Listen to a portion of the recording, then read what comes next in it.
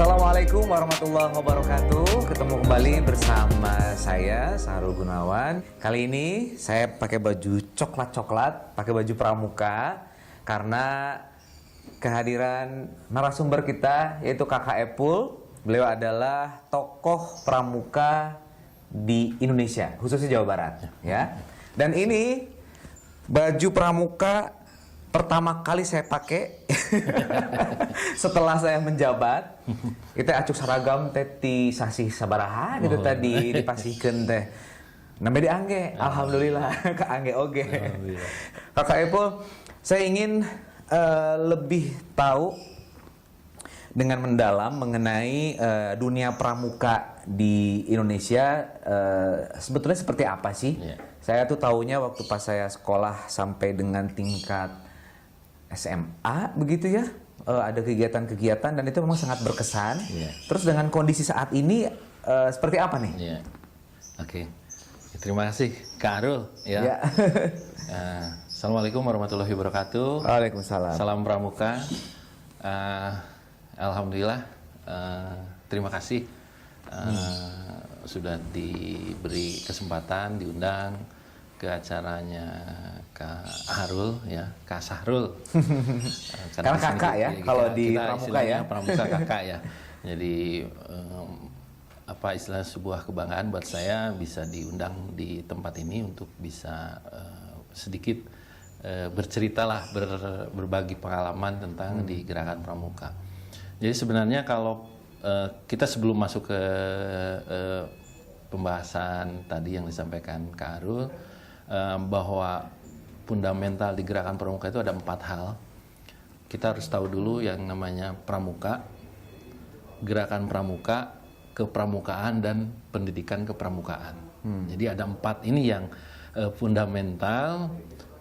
Sebelum mengenal gerakan pramuka atau pramuka secara umum, ada 4 hal ini, yaitu pramuka atau pramuka. Ya, pramuka ini adalah anggota pramuka peserta didik yang usianya antara 7 sampai 26 tahun.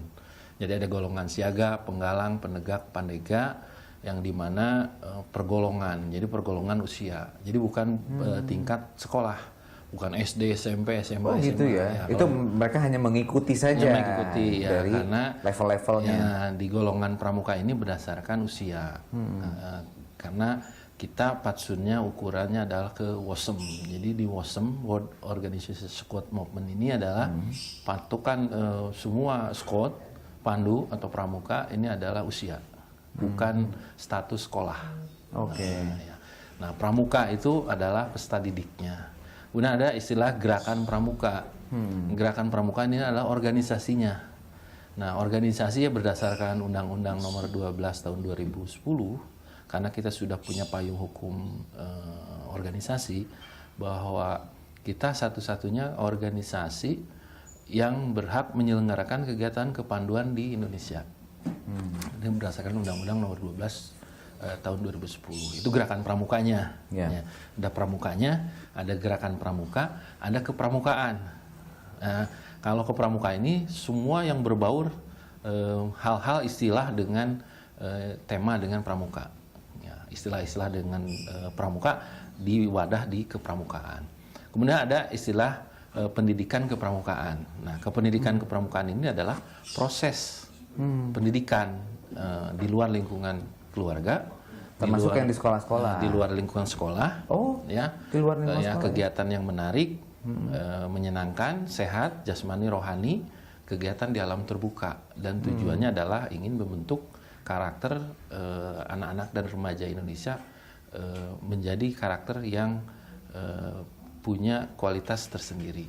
Ya, itu fundamental dari pramuka sendiri. Jadi kita memisahkannya itu adalah pramuka, gerakan pramukanya, kepramukaan, dan pendidikan kepramukaan. Nah, ini fundamental ini adalah bagaimana menyokong semua tujuan dari gerakan pramuka. Nah, tujuan dari gerakan pramuka adalah satu, karakter, ya, kedua keterampilan, ketiga adalah kebangsaan. Jadi 3 hal ini yang oleh gerakan pramuka anak-anak kita, anak didik kita untuk diarahkan menjadi anak-anak dan remaja yang punya karakter, punya keterampilan, dan punya nilai kebangsaan. Secara konsep sebetulnya itu mensupport ya, Iya. bagaimana penanaman nilai-nilai kebangsaan, kebersamaan, masyarakat kita yang plural ya untuk dijaga sehingga tidak ada perpecahan. Ini sangat-sangat efektif sebetulnya dengan konsep dari pramuka, sehingga menjadi sebuah kewajiban ya, punten di setiap sekolah, termasuk sekolah misalnya sekolah bilingual lah dari level yang semua harus menggunakan bagai pramuka tiap hari Rabu gitu, termasuk anak-anak saya. Nah, bagaimana ini menjadi sebuah kewajiban, namun juga tetap esensinya dapat dalam keseharian mereka. Apa sih pramuka itu dan implementasi seperti apa? Karena tidak semua sih, Kang. Kakak. Tidak semua kakak Epul tidak terimplementasikan, tapi memang ada yang hanya sebatas menggunakan pakaian, kewajiban setiap hari Rabu dari setiap sekolah. Itu jadi wajib. Nah, ini langkah-langkahnya apa nih kira-kira nih untuk bisa ngeblend dengan apa yang diharapkan? Jadi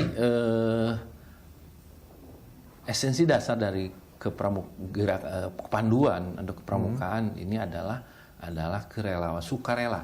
Nah, ini yang menjadi dasar bahwa sokoguru dari keanggotaan kita adalah sukarela sebenarnya. Tapi ketika perhatian pemerintah pusat dengan keluarnya Permendikbud, adanya Permendikbud ini mewajibkan kegiatan kepramukaan diintegrasikan ke sekolah-sekolah. Jadi ada tiga kalau tidak salah ada tiga yang bisa diintegrasikan antara gerakan pramuka atau pramuka ya, pendidikan kepramukaan dengan sekolah. Jadi sehingga mereka asumsinya yang tadi karena kewajiban, sehingga dari kewajiban ini hanya sebatas gugur kewajiban, sehingga ada pramuka itu kan istilah, wah pramuka mah hanya bajunya doang gitu ya, bajunya unggul, kemudian hanya tepuk tangan, hanya nyanyi-nyanyi, hanya camping. Ya, betul itu kegiatan pramuka, tapi itu sebagai alat semua, alat mencapai tujuan dari gerakan pramuka. Kemudian kegiatan-kegiatan yang selama ini dilaksanakan oleh sekolah-sekolah karena ada Permendikbud, jadi tingkat SD, SMP, SMA wajib, ada pola blok, ada pola reguler, ada pola yang di mata pelajaran umum di sekolah-sekolah ini disisipkan dengan kegiatan-kegiatan pramuka. Jadi sebenarnya ini bagus dari segi perhatian dari pemerintah, ingin bagaimana pendidikan karakter ini melalui jenjang sekolah formal dimasuki pendidikan kepramukaan yang non formal, sehingga harapan dari pemerintah sendiri terhadap kebijakan Permendikbud ini, bagaimana anak-anak didik kita tidak hanya sebatas mengikuti mata pelajaran yang kognitif di sekolah, tapi mereka punya afektif, punya kemampuan lebih. Yang tadi bahwa tujuan dari gerakan pramuka adalah pendidikan karakternya, keterampilannya, dan kebangsaannya. Kalau dulu zamannya saya sekolah itu kan ada P4 ya, penataran P4. Terus pramuka juga wajib. Jadi double tuh ya dapat untuk pengayaan mengenai kebangsaan. Nah, sekarang kan P4 udah nggak ada. Sebetulnya pramuka ini yang menjadi dasar ya, yang baik sebetulnya. Betul Kak. Sebetulnya kalau mengurut lagi ke belakang ya. Asal mulanya pramuka teh seperti apa sih, Pak? Kalau pramuka nih ya, kalau pertama pramuka itu kan praja muda karana, ya pemuda atau remaja yang giat bekerja sebenarnya. Kalau istilah Bapak Pramuka Indonesia kan Pak Sri Sultan Hamengkubuwono IX kan, bahwa pramuka ini adalah pramuko. Pramuka itu yang di muka, yang di depan sebenarnya.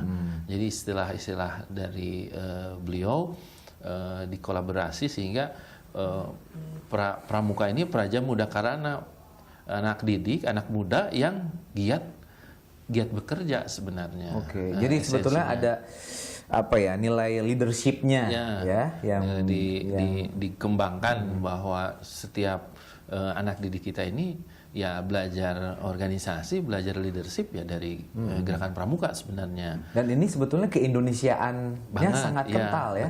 Betul.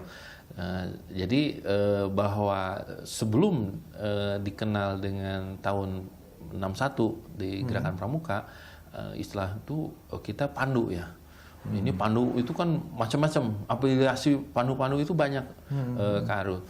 Setiap partai punya pandu, setiap organisasi massa punya pandu, pandu A, pandu B, semua ini. Nah, ketika tahun 61 oleh Pak Sri Sultan Hamengkubuwono IX melalui Kepres ini disatukan, ya, disatukan menjadi induk yang sama yaitu gerakan pramuka. Jadi semua tidak ada afiliasi lagi dengan politik, organisasi kemasyarakatan, keagamaan, nggak ada. Okay. Kalau dulu tuh banyak. Sebelum tahun 61 ini masing-masing punya basis-basis kader.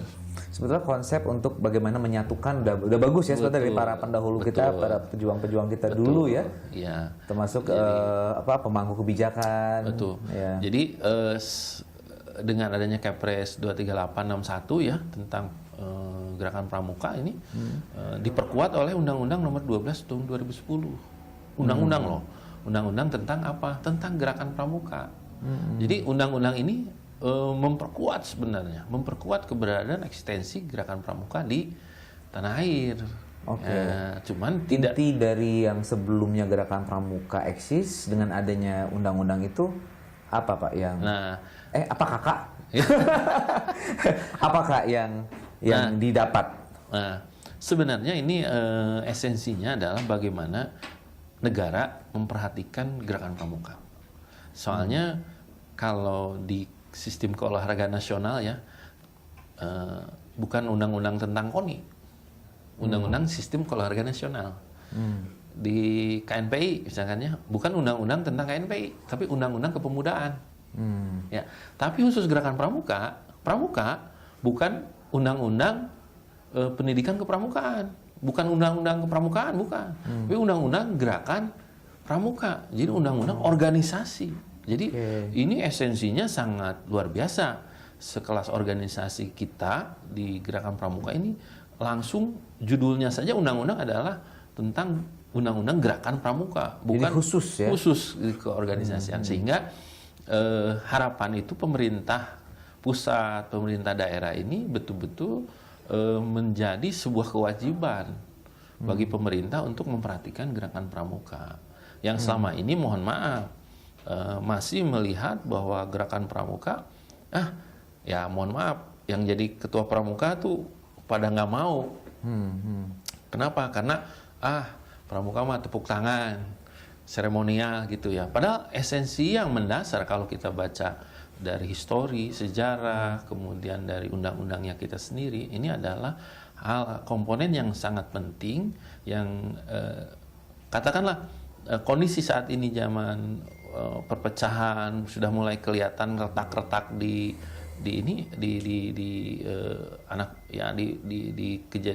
kondisi anak bangsa saat inilah, Kak Arul. Sebenarnya ini adalah sebuah perekat gitu ya. Perekat kalau misalkan pemerintah kita baik itu pusat, daerah memperhatikan bahwa benar-benar gerakan pramuka itu sangat penting.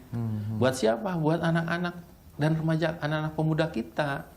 Ya oke lah, tahun sekarang yang sudah senior, sudah dewasa, udah bebalah dengan kondisi saat ini. Tapi anak-anak kan, iya betul, yang usia 7 tahun, 25 tahun ke depan itu kan mereka yang akan memimpin bangsa ini. Betul. Kalau kita tidak menyiapkan, kita tidak memperhatikan, saya kira sungguh disayangkan ya, karena dengan adanya undang-undang ini sudah cukup kuat, cukup kokoh. Ya, semoga kita bisa menjadikan ini dasar ya. Betul. Untuk nanti kedepannya lagi bisa lebih diperkuat lagi koordinasinya. Betul. Dan membuat lebih besar lagi dunia kepramukaan di Indonesia. Apa yang menjadi semangat atau konsep dari pramuka ini ya harusnya bisa menginspirasi kita dalam kesehariannya ya. Bagaimana nilai-nilai kebangsaan ini bisa tetap hidup di masyarakat. Masih bersama Kakak Epul, kita ingin lebih mengulas lebih jauh